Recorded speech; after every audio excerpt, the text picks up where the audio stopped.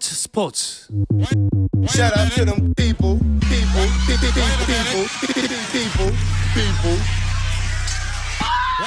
You can catch me. 수요일 저녁에는 농구 이야기와 함께하고 있죠. 다양한 농구 이야기를 전하는 주간 농구 시간입니다. 조현일 해설위원, 배우 겸 해설위원인 박재민 씨와 함께합니다. 두 분 어서 오십시오. 안녕하세요. 반갑습니다. 어디 갔습니까? 누구 말씀이시죠? 손대문 기자 어디 갔습니까? 뭐 박신자컵이다 농구 월드컵이다 바쁘다 혼자 바쁜 척하더니 오늘은 또 빠졌어요. 네, 오늘 농구 월드컵 중계 때문에 네. 빠졌는데 네. 지금 이제 농구 월드컵이 이제 토너먼트가 진행이 되고 있거든요. 그렇죠. 네, 바로 이제 그곳으로 향했습니다. 네, 9시 반 한국 시간으로 9시 반 경기 시작이라 시간은 충분했던 것 같은데 빨리 출발하셨네요. 그러게요. 충분했을 것 같은데 뭐 하면 여기서 해도 되잖아요. 아 그렇죠. 여기서는 되는데. 뭐 휴대폰으로 보면서 그럼요. 예, 좋은 세상이니까요. 네. 네, 손대문 기자 많이 바쁜 것 같네요. 네. 일단 밤낮으로 바쁜 손대범 기자를 뒤로 하고 두 분과 재미있게 농구 이야기 나눠보도록 하겠습니다. 손대범 기자가 홈그라운드까지 갔었던 박신자컵이 막을 내렸습니다. 네, 우리은행이 박신자컵에서 준우승을 차지했습니다. 일본의 도요타와 결승을 치렀는데 65대 72로 아쉽게 패했고요. 그렇죠. 또 KB스타즈 역시 조별 예선에서 전승을 달리는 등 아주 좋은 흐름을 탔습니다만 중요한 순간에 일본 W리그의 팀들에게 덜미를 잡히면서 결국 도요타가 박신자컵 우승을 차지했습니다. 네, 사실 그 개막전에서는 이겼었잖아요. 그러다 보니까 좀 더 기대를 했었는데 뭐 결정적인 상황보다 득점을 허용한 게 많이 아쉽더라고요. 뭐 우리은행이 사실 못했다기보다는 또 도요타의 전력이 또 훨씬 탄탄했습니다. 맞아요. 잘했어요. 네, 말씀대로 조별 예선에서 2차 연장까지 갔었거든요. 네. 우리은행이 뭐 천심한고 끝에 이겼었는데 그때도 사실은 도요타가 거의 승리를 확정할 수 있는 상황에서 마지막에 어이없는 턴오버로 2차 연장의 빌미를 제공했었습니다. 네. 그 정도로 뭐 도요타가 아주 강력한 면모를 보였었는데 우리은행은 김단비, 박지현 그리고 새 얼굴인 유승희 선수가 분전을 했습니다만 아쉽게 준우승에 만족해야 했습니다. 반대로 도요타는 이 야스마 시오리 선수가 이번 박신자컵에서 엄청난 활약을 펼쳤는데 네. 결승에서도 3점 3개 포함해서 20득점, 6리바운드, 5개 어시스트로 맹활약을 했습니다. 네. 뭐 일단은 아쉽게 졌지만 그래도 우리은행의 가드 박지현 선수의 활약이 인상적이었다라는 평가가 많이 나오고 있어요. 뭐 대단한 활약이었죠. 사실 남자 농구보다 득점의 총 합이 좀 떨어지는 상황에서 경기당 지금 평균 23득점. 와. 거의 10개 가까운 리바운드, 3.5 어시스트, 3.2 스틸까지. 그러니까 정말로 뭐 트리플 더블, 쿼드러플 더블이 뭐 가능할 수도 있었던 컨디션이 좋았다면 그 정도의 성적이었는데 23득점을 했다. 이 정도면은 글쎄 뭐 환산을 정확하게 하기는 좀 어렵지만 이게 또 다른 뭐 예를 들어 남자 경기였다든지 혹은 NBA의 또 12분짜리 경기였으면은 평균 득점이 훨씬 높게 그렇죠. 나오는 거랑 이제 견줄 수 있는 거거든요. 그 정도로 박지현 선수의 눈부신 활약이 아주 돋보였고 야투 성공률은 47.3% 거의 50% 육박했습니다. 네. 그러니까 박지현 선수가 얼마나 효율 높은 농구를 보여줬는지 이번 박신자컵을 통해서 우리은행에서의 박지현 선수의 지분은 확실히 더 커진 느낌이 있고 앞으로도 계속 지켜볼 만한 재미가 있는 것 같습니다. 네. 자, 무엇보다 이제 우리나라 여자 농구의 레전드의 이름으로 만들어진 대회인데 이 대회가 이제 국제 대회로 펼쳐지니까 더욱더 보는 재미도 있고 마음도 뿌듯한 것 같아요. 네, 이제 우리나라 농구 팬들이 좀 서름이 있거든요. 특히나 이제 한국에서 열리는 국제 무대가 거의 없습니다. 그렇기 때문에 이번 비시즌 때 펼쳐진 이 박신자컵이 국제 대회로 격상돼서 열린 건 아주 뭐 기쁜 소식이었고요. 네. WKB의 6팀과 또 일본 팀 2개 그리고 호주의 밴디고 또 필리핀 대표팀이 또 단체로 참가를 했어요. 그러면서 결국 뭐 지도자, 선수, 팬들 모두에게 또 만족을 이끌어냈었던 아주 성공적인 대회로 기억이 될 것 같습니다. 네. 아무래도 예전 같은 경우에는 프리시즌 대회다 보니까 뭐 좀 못 봤던 얼굴들이 많이 그렇죠. 등장하는 면이 컸었는데 국제 대회로 치러지다 보니까 WKBL 각 팀 에이스들이 거의 다 참가를 했습니다. 네. 예. 그러니까 이번 시즌 어떨지를 좀 미리 가늠해 볼 수 있는 대회였던 것 같아요. 네. 뭐 우리은행 활약이 맞아요. 네. 이번에 특히나 이제 박혜진 선수가 부상 때문에 없었거든요. 네. 그럼에도 불구하고 준우승까지 또 가는 그런 위협을 달성했고 KB스타즈도 조별 예선 전승이었습니다. 네. 특히 박지수 선수와 강희슬 선수가 국가대표 캠프에 참가를 하면서 일찌감치 몸 상태가 올라왔거든요. 이 두 명이 건강할 때 얼마나 무서웠는지를 알 수가 있었고 또 BNK는 4강에 오르지는 못했지만 뭐 또 진안 또 이소희 선수 등 뭐 아주 좋은 활약을 펼쳤던 국가대표 선수들이 건재했었고 이 하나원 큐도 4강 진출에 한 끗이 모자랐었거든요. 네. 항상 이제 하위권에 머물러 있었는데 새로운 가능성을 엿볼 수 있었습니다. 네. 박지수 선수 같은 경우는 특히나 뭐 부상 혹은 건강 이슈 때문에 우리가 놓쳤던 시즌들이 있는데 이번에는 뭐 부활 수준이 아니라 새로운 무기도 장착을 했어요. 3점 슛을 연달아 넣었기 때문에 그런 모습들을 우리가 이번 새로 오는 시즌에서 이제 실제로 보게 된다면은 WKBL의 경기가 훨씬 더 재미있는 양상으로 흘러가지 않을까 기대를 하고 있습니다. 네, 뭐 박지수 선수 이야기가 나와서 그런데 KB 같은 경우에는 이번에 뭐 우승은 못했어도 사실 뒤에서는 가장 웃고 있는 팀이 아닐까 싶기도 합니다. 네. 네, 그렇죠. 여자농구 신인 드래프트 전체 1순위로 고현지 선수를 지명을 했습니다. 이 김한수 감독이 고현지 선수를 단 뭐 1, 2년 본 게 아니다. 초등학교 때부터 고현지 선수를 지켜봤고 성장 가능성은 충분하다. 당장은 어려울 수 있지만 성장할 수 있는 가능성 때문에 지명을 했다라고 이야기를 할 정도로 굉장히 많은 관심을 모으고 있는 선수입니다. 그렇군요. 그 고현지 선수가 또 유명한 것 중에 하나가 여자농구의 레전드 조문주 씨의 딸이라면서요. 그렇습니다. 네, 조문주 선수 하면 최고의 또 이 센터 가운데 하나였잖아요. 그렇죠. 네, 특히나 1980년대에 뭐 성정아 선수와 더불어서 아주 훌륭한 활약을 펼쳤던 선수였는데 한국 여자농구를 대표했던 조문주 전 성신여대 감독의 딸이기도 하고 또 이 조문주 전 선수가 국민은행에서 뛰었어요. 네. 그러니까 이제 같은 팀인 셈이잖아요. 그렇죠. KB죠. 국민은행에서 프로 생활을 좀 시작하셨죠. 맞아요. 그때 입단을 했죠. 네, 그래서 모녀가 이제 같은 팀에서 뛰게 되는 어떻게 보면 좀 재밌는 모녀 스토리가 완성이 됐습니다. 그러니까 키도 참 두 분이 비슷해요. 이제 우리 조문주 전 감독님 같은 경우는 이제 180이 좀 넘는. 네. 근데 거기 고현지 선수는 182. 그러니까 굉장히 약간 엄마의 그 아우라를 기억하는 많은 팬들이 약간 향수를 느끼지 않을까 하는 기대도 갖고 있습니다. 지금 이제 제 컴퓨터 모니터에는 그 두 분의 사진도 같이 보고 있거든요. 네, 똑같이 생겼어요. 그리고 진짜 비슷해요. 아니 왜 모녀가 머리 스타일까지 갖게 만든 맞아요. 거예요? 네. 약간 정말 약간 진짜 피는 못 속인다 이런 게 맞나 봐요. DNA 참 그런 좀 재밌는 실험들이 실제로 있었어요. 이런 DNA가 실제로 운동선수들에게 이제 유전이 되는가 네, 그런 부분이 있었는데 지금 학자들은 그런 거는 아직까지 발견되지 않고는 있다라고 얘기를 하더라고요. 그런데 DNA는 없지만은 보고 자라는 게 굉장히 후천적인 중요한 것 때문에. 네. 우리 엄마, 우리 아빠가 누구야? 저렇게 훈련을 하셨구나. 그렇죠. 나도 그에 또 상응하는 결과를 만들어내야 돼. 이런 부분들이 있었던 것 같은데 두 분이 참 비슷한 거는 참 재밌는 현상인 것 같습니다. 그러니까요. 그리고 이제 이 선수가 그 맥스 버티컬 점프 리치라고 해서 최대한으로 뛰는 그 점프를 측정하는 네. 그 부문에서 303.4cm를 뛰었거든요.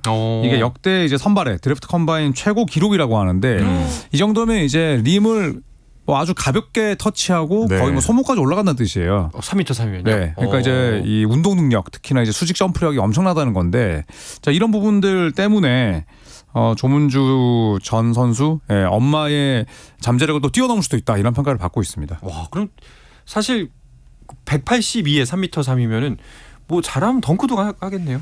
그렇죠. WNBA에서도 덩크를 네. 찍을 수 있는 선수가 뭐 브라이트 그라이너라는 선수를 제외하면 거의 없거든요. 그래서 뭐 정말 속공 상황에서 진짜 덩크 한번 터뜨릴 수 있을지도 지켜봐야겠습니다. 그러니까요. 네. 혹시 고현지 선수는 이제 새 시즌에 바로 이제 경기에 투입될 수 있는 전력으로 보시나요? 어떻게 보세요? 뛸 기회가 오겠죠. 네. 1순위 선수들은 맞습니다. 특히나 이제 팀들은 우리가 드래프트 1순위를 뽑았다는 걸 그 선택이 옳았다는 걸 그렇죠. 증명하기 위해서라도 그렇죠, 기회를 그렇죠. 주거든요. 네, 그리고 또 이 KB스타즈가 아무리 뭐 로스터가 두껍다 하더라도 또 굉장히 많은 경기를 치르고 30게임을 치러야 되기 때문에 루키들에게 기회가 돌아간다고 본다면 뭐 드래프트 1순위로 KB스타즈로 지명을 받은 고현지 선수도 많은 출전 시간은 아니겠지만 종종 또 세컨 유닛 두 번째 이 벤치 멤버로 뛸 가능성은 충분하다고 봅니다. 이제 그 상황에서 좋은 성적을 보인다면은 사실 1순위에 대한 선택이 네. 틀리지 않았음을 네, 경기 출전 시간으로 또 증명하는 날이 오겠죠. 네. KBL도 신인 선수 드래프트 곧 열리죠. 네. 네, 그렇습니다. 이제 최종 30명 명단이 발표가 됐습니다. 일단 빅3는 문정현, 박무빈 고려대 출신 선수고요. 그렇죠. 그리고 유기상 선수까지가 3순위로 이제 거의 뭐 굳혀지는 분위기고, 그리고 대학 졸업 예정자 22명이 신청을 했습니다. 그리고 또 신주영, 표승빈처럼 5명의 선수가 이제 드래프트에 조기 참가, 네, 얼리 엔트리로 네네. 또 참가를 하게 됩니다. 저희가 이제 그 지난주에 일반인 참가자분들 몇 분을 짚어드렸거든요. 또 기대되는 사람이 있죠. 예, 거기서 이제 캐나다 유학생인 조준희 선수가 이 최종 30위 명단에 들었더라고요. 사실 일반인 선수 중에서 이렇게 화제성을 가지고 있었던 드래프트 참가자가 있었나 싶을 정도로 조준희 선수는 언론의 인터뷰 인터뷰도 많이 하고 이미지도 굉장히 좋고 실제 감독님들도 이런 부분에 있어서는 그게 관심 안 가지려다가 하도 언급이 되니까 누구야 하고 좀 보게 되는 것 같아요. 그래서 세르토스 대학교 출신인데 이제 초등학교 4학년 때 캐나다로 네. 제가 농구학을 갔었고요. 사실상 이제 뭐 미국 캐나다 농구를 흡수한 선수라고 보면 되는데 뭐 드래프트 컴바인도 그렇고 드래프트 컴바인은 이제 남겨두고 있긴 합니다만 이 선수를 직접 지켜본 현장 관계자들이 외국에서 농구를 배웠는데 굉장히 한국적인 네. 강점도 가지고 있다. 자, 이렇게 평가를 하고 있거든요. 네, 그만큼 이제 흡수력이 좋다는 뜻이기 때문에 큰 이변이 없는 한 뭐 KBL 팀들로부터 상위 지명을 받을 것으로 보입니다. 네. 실제로 민게임 덩크도 가능하고 피지컬 네네. 굉장히 좋고 운동 능력도 좋은데 이 마인드가 결국은 KBL에 녹아들 수 있는가를 지도자들은 보게 되거든요. 네. 이게 어쩔 수가 없습니다. 맞아요. 왜냐하면 한국 농구는 또 한국 농구만의 정서가 있고 시스템이 있기 때문에. 근데 그런 부분에 있어서는 인터뷰 내용을 들어보면은 상당히 어린 나이지만 기감이 되는 멘트를 많이 남기더라고요. 그런 부분들은 아마 좋은 점수로 작용할 것 같습니다. 저도 이제 인터뷰를 봤거든요. 근데 이제 선후배 관계에 익숙하고요라고 표현을 하더라고요. 그래서 이 사람이 진짜 한국 농구에 대해서 네. 많이 공부를 하고 왔구나. 눈치가 빠른 거죠. 예. 그리고 이제 본인의 롤 모델도 사실은 뭐 직접 또 보고 자란 게 이제 외국 선수들이기 때문에 뭐 NBA 선수를 이야기할 수도 있지만 저는 김선영 선수처럼 되고 싶습니다. 그러니까요. 또 이렇게 얘기를 했거든요. 그렇죠. 그래서 이제 그런 뭐 소위 말하는 농구 실력 이외에 또 눈치들도 있어 보여서 많은 전문가들이 낙관하고 있습니다. 그렇죠. 그럼 지명 가능성 한 어느 정도로 보세요? 지명은 뭐 거의 100% 된다고 네. 봐야 되고요. 이제 충분히 또 1순위 1라운드 지명이 1라운드는 될 것이다. 네. 1라운드에? 네, 물론 이제 탑3가 워낙 공고하기 때문에 네. 그 픽을 넘어서는 저 깜짝 픽은 어렵긴 하겠습니다만 뭐 충분히 5순위에서 8순위까지는 지명이 되지 저는 않을까 한 6, 싶습니다. 7순위 정도 생각하고 네. 있었는데 6, 7순위에서 만약 안 된다면은 글쎄요 뭐 2라운드까지 갈 수도 그건 사실 모르는 거니까요. 네. 네, 뭐 갈 수도 있겠지만 만약에 2라운드 간다고 하더라도 뭐 2라운드 1, 2순위 정도 그러니까 전체 라인에서는 크게 후순위 밀리지 않을 것으로 보여요. 뭐 각 팀별로 이제 필요한 포지션이나 자리가 있기 때문에 거기에선 밀릴 수 있겠지만 모두가 탐내는 인재이면 확실하군요. 네, 그런 맞습니다. 이미지 메이킹은 확실하게 된 것 같습니다. 알겠습니다. 조준이라는 이름 석자 이번에 한번 기억해보면 좋을 것 같네요. 알겠습니다. 자, 이어서 농구 월드컵 이야기도 나눠볼까 하는데요. 그 전에 잠시 쉬었다가 돌아오겠습니다.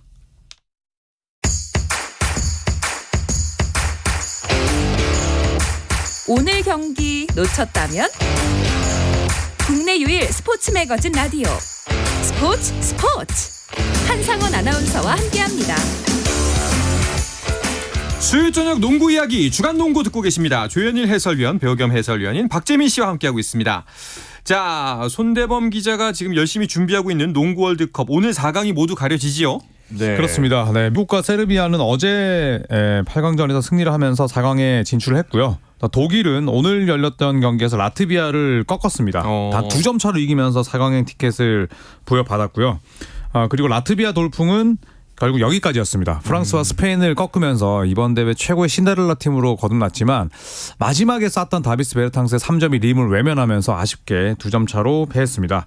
자, 남은 한 경기가 곧 9시 반에 열리는 캐나다와 슬로베니아의 일전인데 캐나다가 전력이 앞선다라는 평가를 받고 있지만 슬로베니아는 돈치치가 있거든요. 그렇죠. 네, 이 경기도 결국 뚜껑을 열어봐야지 알 것 같습니다.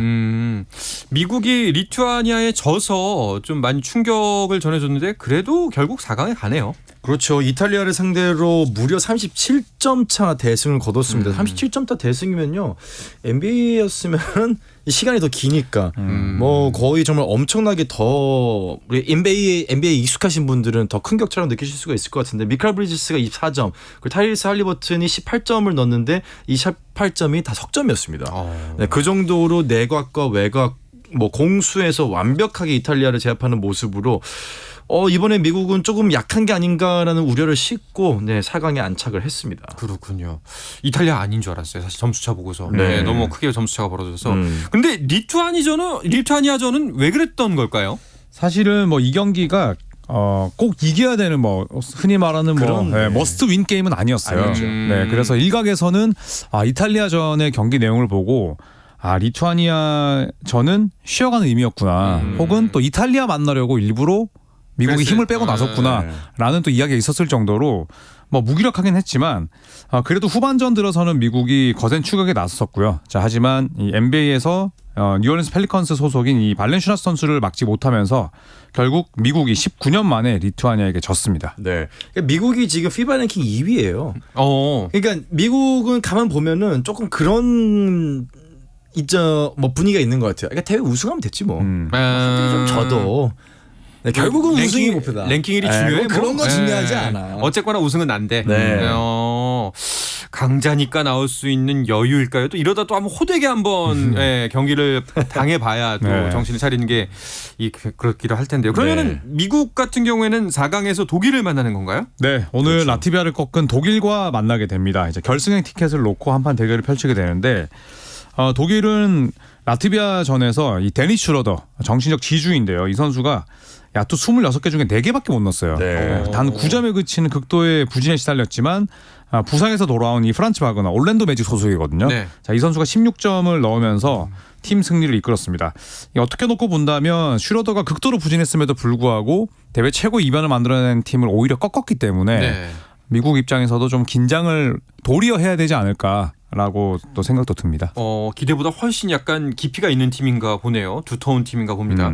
두 팀의 대결 뭐 대부분의 사람들이 미국의 우세를 점치겠지만 두 분은 어떻게 보십니까? 대부분은 그렇게 봅니다만 두 분은 다르겠지요. 뭐 저는 이기더라도 네. 쉽지 않을 거다. 쉽지 않게 네, 아주 안전하게 가야죠. 네. 네, 왜냐하면 독일이 기세가 굉장히 좋습니다. 네, NBA에 뭐 진출해 있는 선수들부터 해가지고 NBA 진출해 있는 선수들이 사실은 지금 독일 대표팀에 있지만 이 선수들이 NBA 왔을 때는 다 후보 선수들이거든요. 물론 주전을 뛰는 선수, 뭐 슈레더 같은 선수도 있지만은 대부분 NBA에서는 크게 두각을 나타내지 못하는 선수들이 많은데 대표팀 독일의 선수들은 다르다. 그런 부분들을 유감없이 보여주고 있는 것 같아요. 그런 면에 있어서는 굉장히 미국을 끝까지 물고 늘어지겠지만은 결국 승리는 미국이 하게 되지 않을까. 역시 대단하네요. NBA라는 NBA는 1.5군이라고 봐도 되는 전력인데도 사실상 그렇죠. 막강하게 우승 후보로 여전히 거론이 된다는 게 대단한 것 같습니다. 자, 다른 쪽 4강전은 세르비아가 먼저 올라가 있고 오늘 이제 아까 말씀하신 그 슬로베니아와 캐나다의 대결에 승자가 올라오게 되는 상황이죠. 네, 그렇습니다. 세르비아는 리투아니아를 꺾었는데 그 리투아니아가 이제 미국을 꺾고 나서 네. 세르비아에게 졌습니다.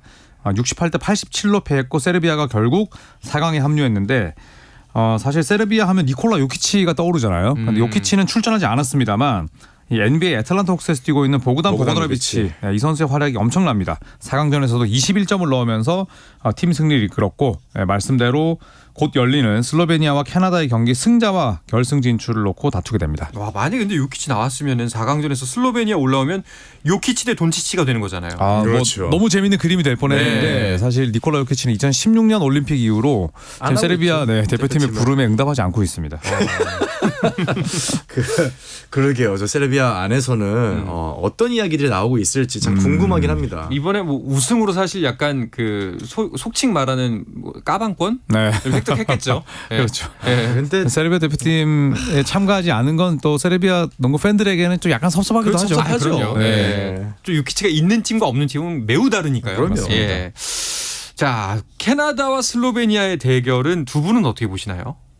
저는 캐나다 가겠습니다. 네, 저도 캐나다로 갈 수밖에 없을 것 같아요. 캐나다가 역대 최고의 로스터를 꾸렸고 네.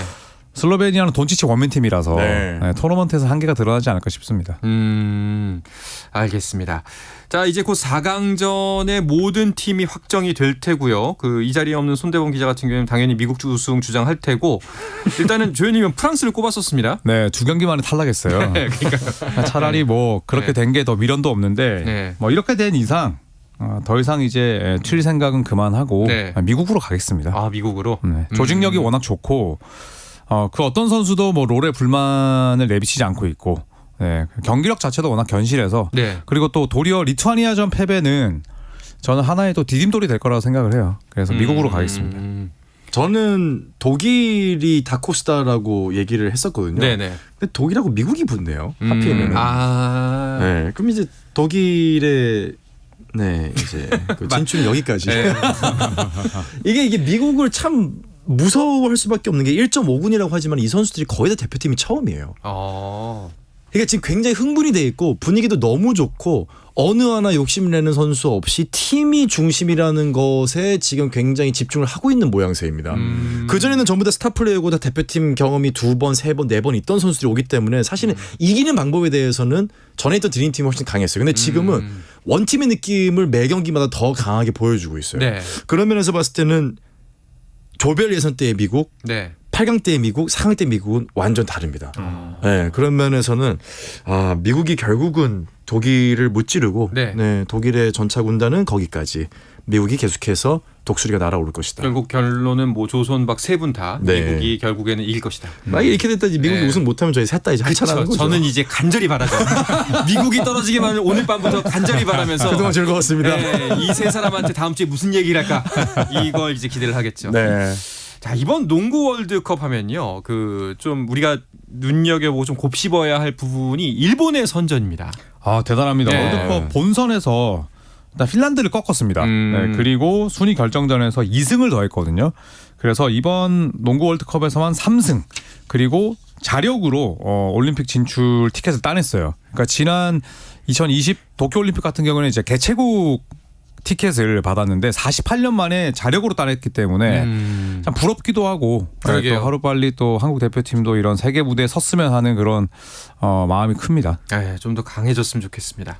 남수단도 올림픽 간다면서요.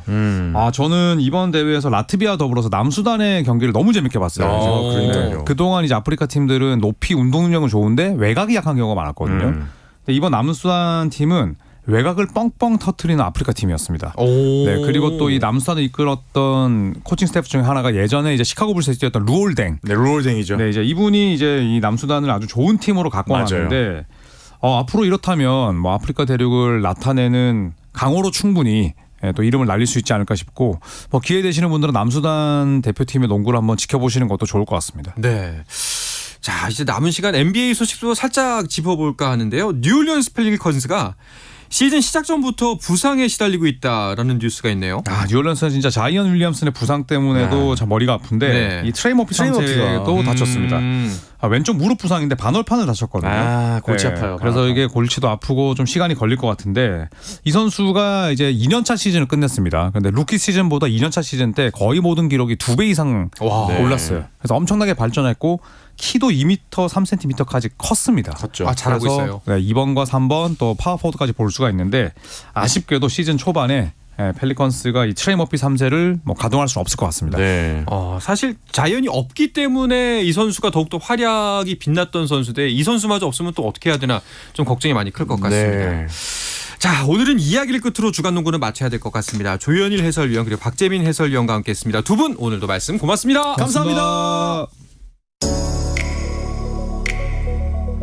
자, 내일도 저녁 8시 30분에 뵙겠습니다. 한상원의 스포츠.